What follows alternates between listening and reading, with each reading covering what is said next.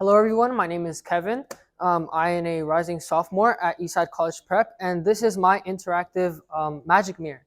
So the little demonstration of my interactive magic mirror is, as you can see, is on. Here on the top left, we have the time and military time. We also have important U.S. Holidays. So the first one on the list is Labor Day on September the 4th. Moving on the top right, we have the weather module. The weather module gives you the forecast for the next 4 days of the week, and it also tells you the temperature for the day you're currently in. Here in the middle, we have compliments, and these compliments vary. If it is morning, it might tell me to brush my teeth instead of telling me a compliment. If it is in the afternoon, it might just give me a bunch of compliments like "Hey, handsome," for example. And in the evening, it might remind me to do my homework after I get back from school. Under those compliments, we have a header of a news article from the New York Times. And here in the bottom, we have also the stock module. The stock module shows me four of stocks of my liking or of my choice. This can also be edited in the Magic Mirror software. And whenever the stock price has increased, the stock number turns green. And whenever the stock has decreased, the stock goes red. And we also have a percentage change here to the right of the number, and to the left of the number, we have the name of the company. So moving on to another module that I added, I got this from a third-party website. This module actually you can control the appearance of your magic mirror in real time.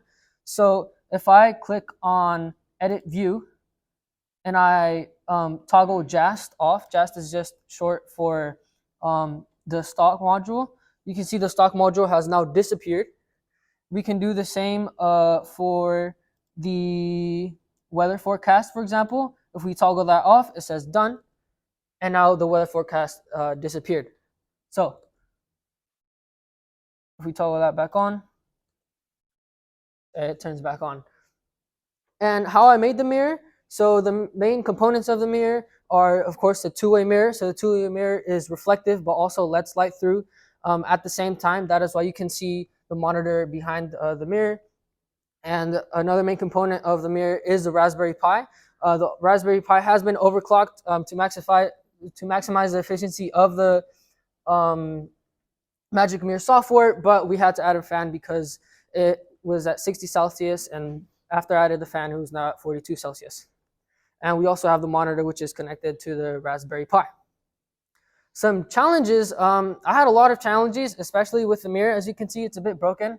That will be replaced, hopefully. But one of the main challenges was actually in software. So when I was trying to add the modules, none of them worked. I added like 15 modules, none of them worked. And I was wondering why. I think the weather to come up, but then none of the other modules worked. So I decided, it was hard for me, but I decided to reinstall Magic Mirror on another SD, reinstall the Raspberry Pi OS on another SD card. And later I figured out that the Magic Mirror software was not up to date. So when I reinstalled the Magic Mirror software, it was now up to date, and I can install all of my modules and pick the modules of my liking and add them onto the Magic Mirror. And also another hardware feature is these lights on the bottom and top, and these are just LED lights that have been have electrical tape over them so you don't see any hot spots.